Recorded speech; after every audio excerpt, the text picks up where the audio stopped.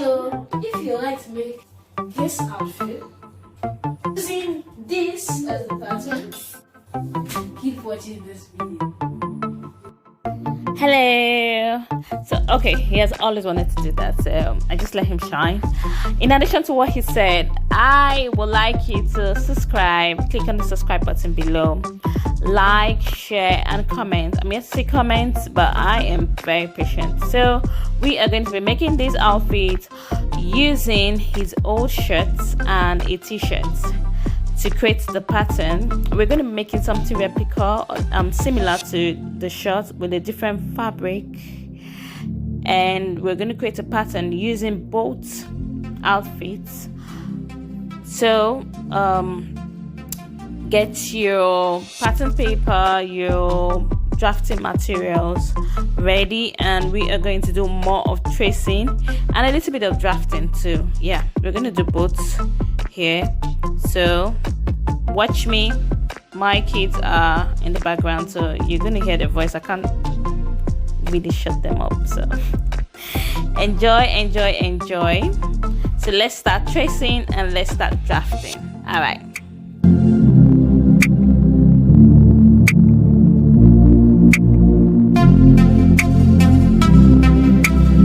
So we are starting with the front of the shorts. We are gonna you see the way I prepared the shirt before tracing the pattern, so you're gonna do the same if you have like a kid shirt. So yeah, we're gonna do the same, and I try to adjust the pattern I've already created to make it more like a fresh pattern. So here we go, and I also included the sewing allowance to this, as you can see.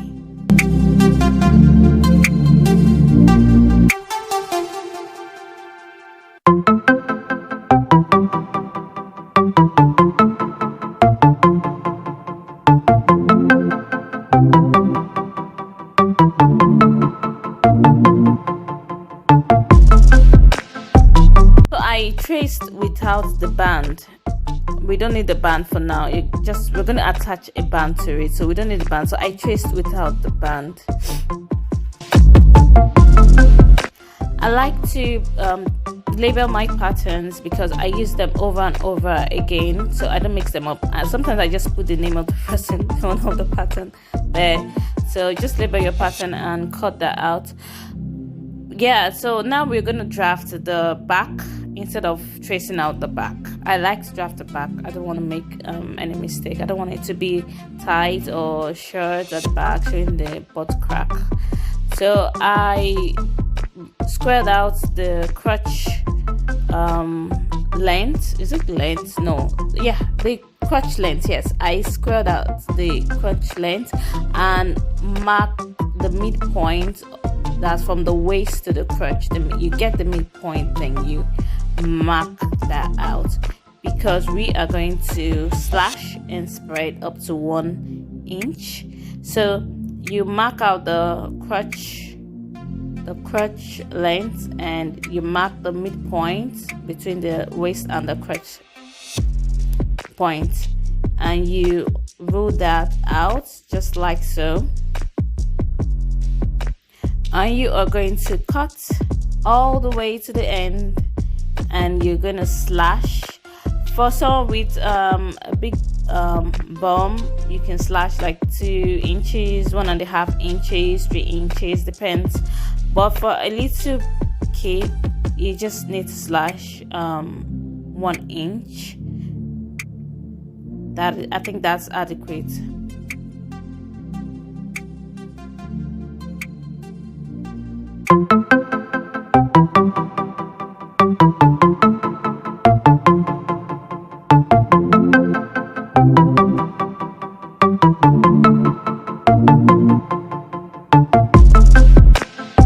We are going to connect this space here to cover this space and to also draft the back pattern. So we're going to do the tracing together, connecting the points, and also we're going to make little adjustment on the crotch. We'll go out 1 inch. The back crotch is supposed to be bigger than the front, so we'll go out 1 inch and also go down 1/4 inch. Yeah, 1/4, that's 1/4 of an inch. So go down and you connect that together. Yes, just like so. And you trace the rest of your pattern.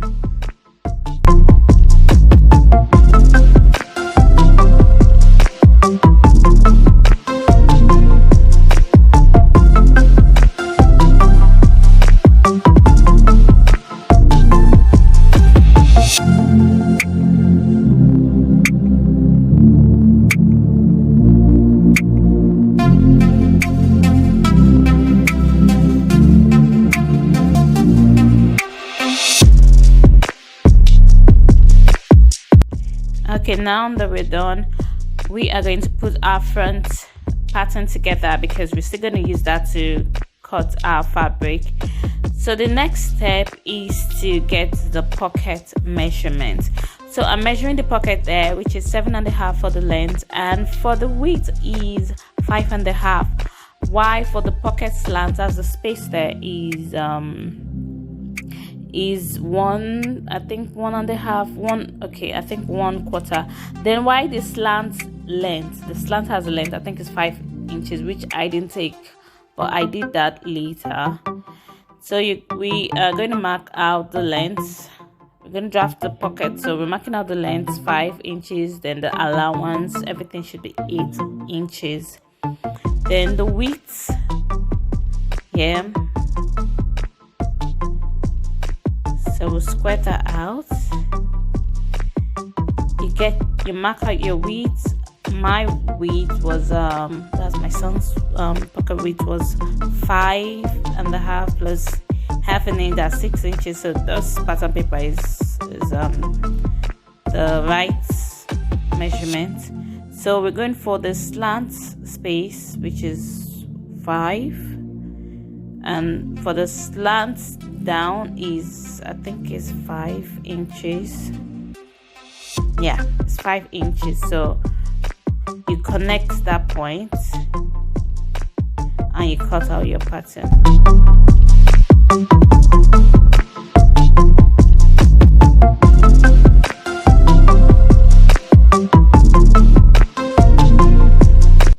The next step is to trace out the shirt, his old shirt. So we're going to trace out the old shirt. Meanwhile, I already know his size. I've made several clothes for him, so I already know what his size should be. So I'm going to be using the shirt and I'm going to adjust it a little bit too, and also use the front that we're tracing out to create the back without tracing the back using the shirt. I hope you get me. Anyway, so this is it. Yeah, so we are going to do some we're going to make sure the armhole, that's the armhole depth, is the right measurement. So I just curved it a little bit, and also I removed because I noticed that there was shape on it. With men don't really need shape on their clothes, so I just went and used the bottom to create the top and added a bit on the armhole. And also for yes,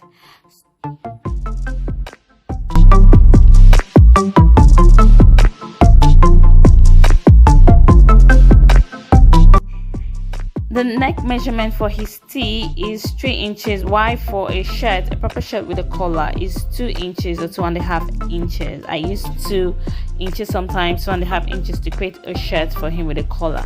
But now this is big, but I just left it that way.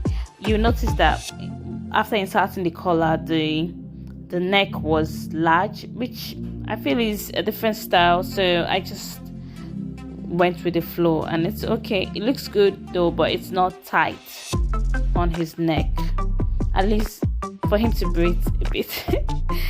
So you already know by now how to create your neck curve using the guideline, so you do the same and create your neck curve.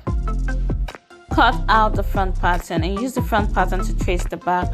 For the neck, I went in 1 inch and create my curve. Right, for the armhole, I just increased by 1/4 of an inch, and you trace that all the way down and cut that right out.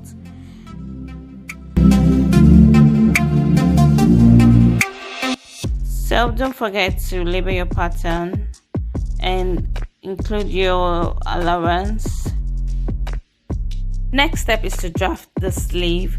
In order to get the cap height of the sleeve, you need to divide the armhole into 3, or you get the front and the back armhole depth of the pattern and divide that into 3.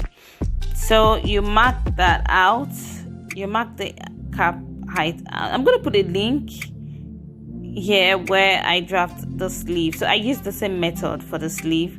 So you just mark the cap height and you square that out using the bicep measurement, or you can just square that out and mark out your bicep measurement. So his bicep measurement is 10 inches, which I marked that out. Then you can connect the point, the cap height, down to the bicep. The fabric I use is not all that stretchy, so I just went straight down, and the length of the sleeve is short, so I marked out 1 inch in and 1 inch in and connect the point just to make it a little bit to give a shape to the sleeve, but I don't want it tight. I don't want the sleeve tight. So now you get the midpoint up there. Yeah, you just get the midpoint just like so, and also get the midpoint of those triangles just like so. You do same for the other side.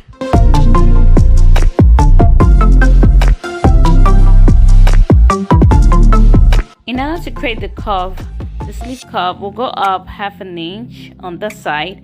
On the other side, we will go up 4/8, and we would go down 1/4 of an inch, and the other side we just go like 2/8, just a little bit, and you create your curve.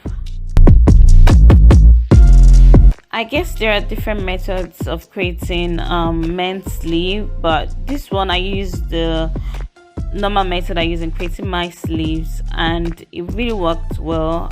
There was no need for any adjustment, and it fits well. Maybe because he's a child, so that is it. It fits really well. So curve your sleeve and you cut that out, and let's get right into sewing this outfit. So cut out your fabric. My fabric are all chopped and ready to sew. We're going to start by sewing the crotch of our shirt. So we're going to place the back pieces of those shirts, the right side facing each other. You pin and you sew. You do same for the front pieces of the shirts. You place the right side facing each other. You pin the crotch and you sew that. So I did so, and I used zigzag stitches to sew the ends to prevent it from fraying. So now for the front side of the shirt pieces, we are going to attach our pockets. I cut little pieces to do the facing of the slant. So you just do the same thing, like 1 inch, and you pin and you sew and turn over and you sew also.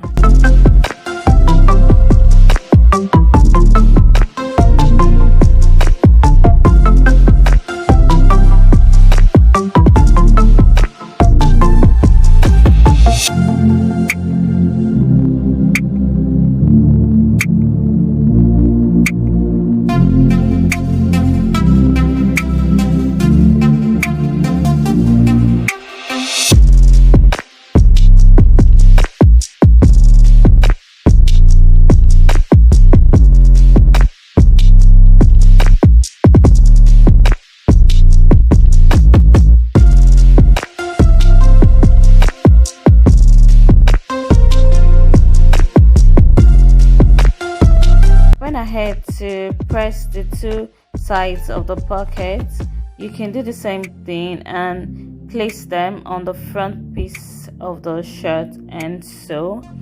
This fabric absorbs thread, like the thread just sinks right in if you sew them really tiny. This is it. Yeah, this is it. So I used a basting stitch on the pocket. So now we are going to sew the sides.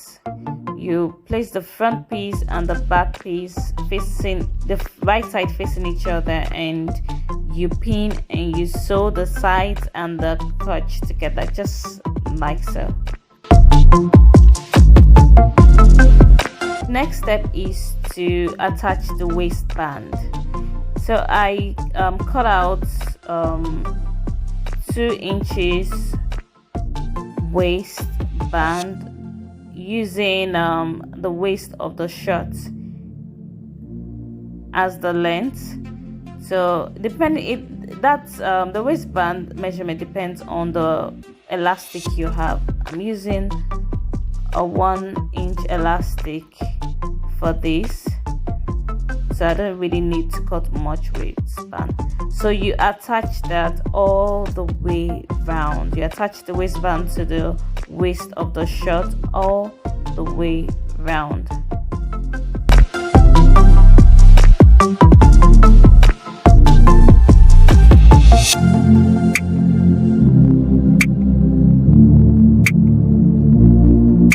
I have done so.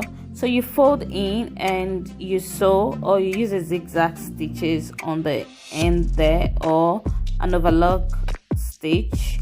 Make sure you leave a space to insert your elastic. So I have done so. It's time for me to insert my elastic. So you go ahead and insert your elastic using a safety pin or your hand. I used my hand because the space was wide enough for my elastic to go in, so I just used my hand all the way. Then sew my elastic so they don't come off.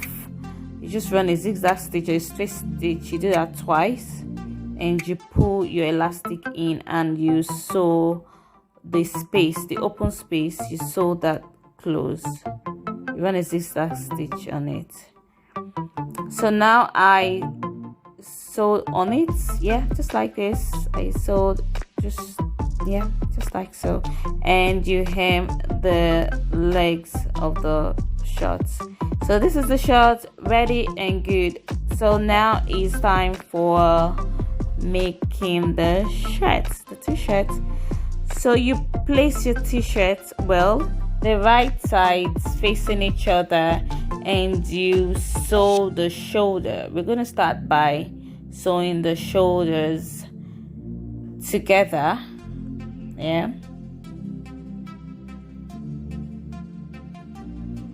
Next step is to attach our sleeve. So we're going to attach our sleeve. I always knot the center of my sleeve so I can just place it easily and pin and sew. So go ahead and do the same.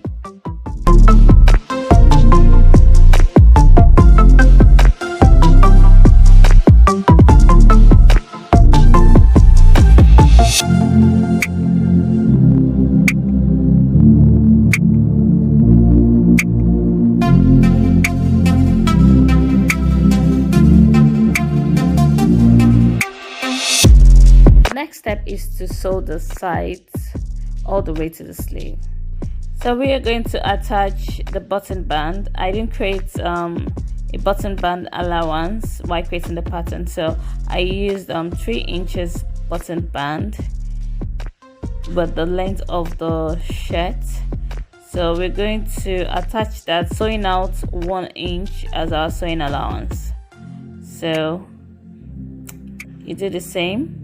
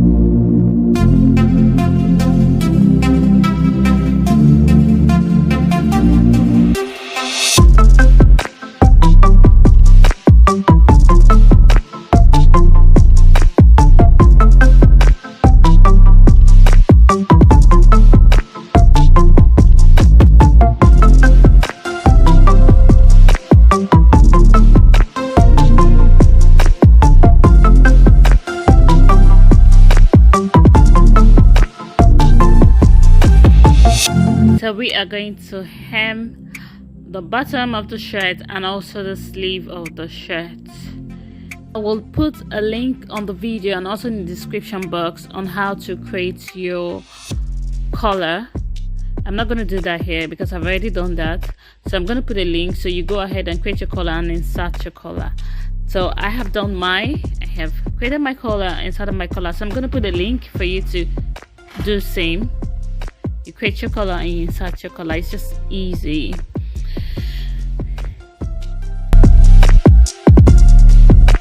The next step is to create the buttonholes for the shirt. I used my buttonhole footer to create the buttonholes for the shirt. I also used a paper underneath the shirt, so the fabric won't absorb the thread and make it harder for it to sew. So see the paper underneath it. I've already started sewing the buttonholes. So my sewing machine has the setting for the buttonholes. It's just there. I have a manual sewing machine that does not have the settings. So this is it.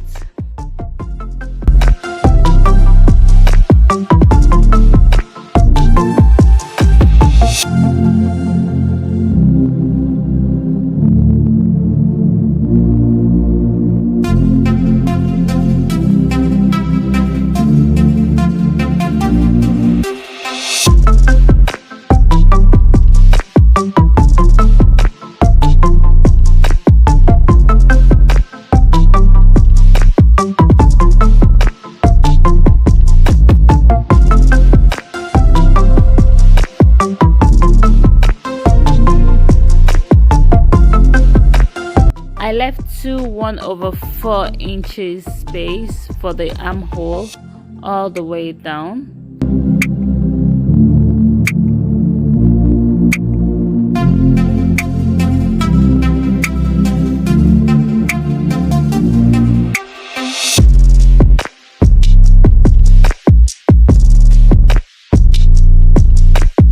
Once you're done sewing, insert your buttons. So this is it. This is the end of the video. I hope you liked the video and you were able to make yours.